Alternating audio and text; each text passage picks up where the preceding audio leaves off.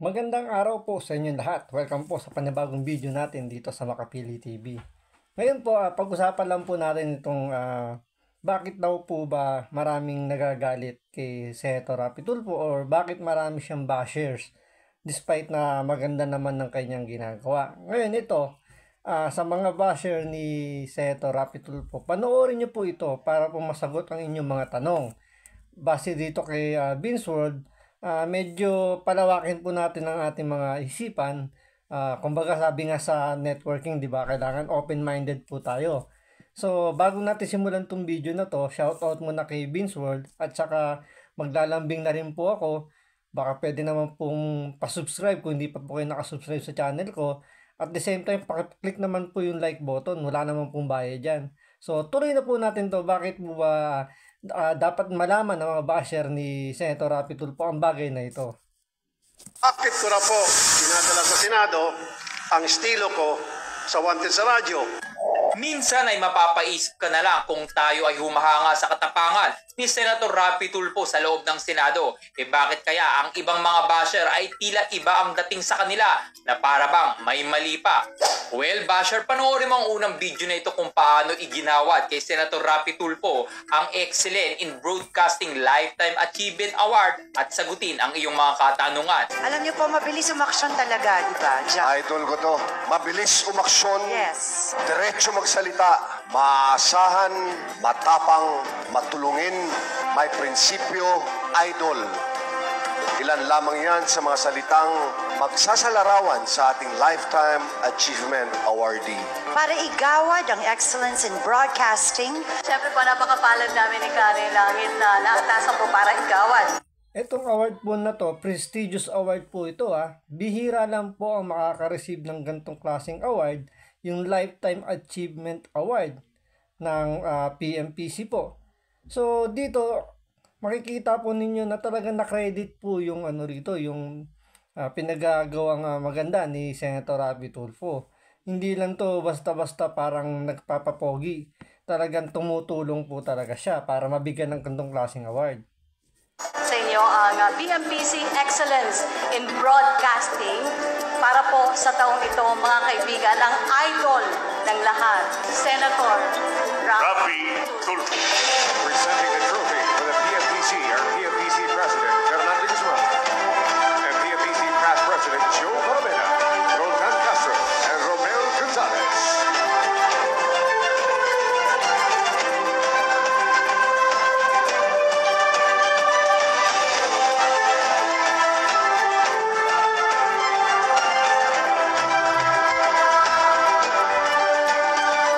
Ito po mga basher, makinig kayong maigi. Pakinggan yung maigi yung binabash po ninyo sa kanyang speech na ito. Bigla ako nagkaroon ng stage prize at dami-daming papuri na binigay niyo. Maraming salamat. Magandang gabi po muna sa inyong lahat. At hello. Bago ang lahat, nais ko pong pasalamatan ang ating Panginoon para sa parangal na ito. Tonight, precisely because it coincides with the 24-year anniversary of my radio program, Wanted sa Radyo. January of 1998, when it all started, Wanted sa Radyo. Noong mga panahon na yon, ang tinutugis po ng aking programa ay yung pong mga pusakal kung tawagin, yung pong mga halangang kaluluwa, sangkot po sa mga karumaldumal na krimen na pinag-aanap po ng batas. Later, So ayan po, sabi nga ni Senator Rapi Tulfo, nag-start po siya ang mga, kumbaga ang tinatarget lang niya, yung mga halangang kaluluwa, yung mga masasamang loob, yung mga pasaway. So, ano pa yung mga binabanatan natin ni Senator Rapi Tulfo? Panoorin po ninyo.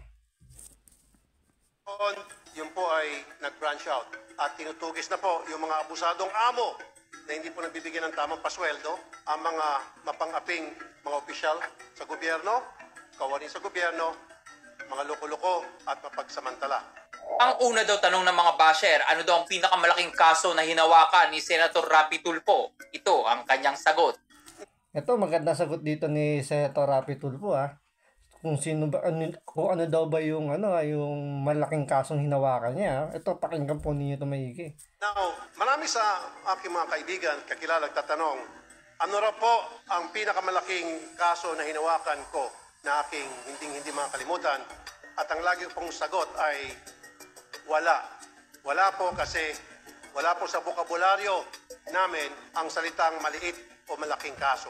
Lahat ng kaso, basta't liitin mo, ay amin pong inaksyonan sa abot po ng aming makakaya. And we put it. So, yan yung ayaw ng mga basher ni Senator Rapi Tulfo. Yung tinutulungan yung mga mahihirap, yung mga maliliit na inaapi. Ayaw na ayaw po yan ng mga basher nito ni Senator Rapi Tulfo. Necessary, our name and even life on the line para lamang po mabigyan solusyon ang mga problemang inilalapit sa amin. At ito pa ang tanong ng iba, bakit daw laging sinushortcut ni Idol Rapi Tulfo ang mga kaso sa kanyang programa at napaka-agresibo daw? Marami din po nagtatanong, bakit daw po palagi akong nag-shortcut sa programa at napaka-agresibo ko raw po? Ang aking sagot, sapagkat ang mapupunta po sa aking programa ay yung mga maliliit na makababayan natin na pinaikot-ikot na po kung saan-saan at they came to me as a last recourse kaya kailangan ng shortcut para hindi na po tumagal yung proseso at mabigyan ng solusyon ang.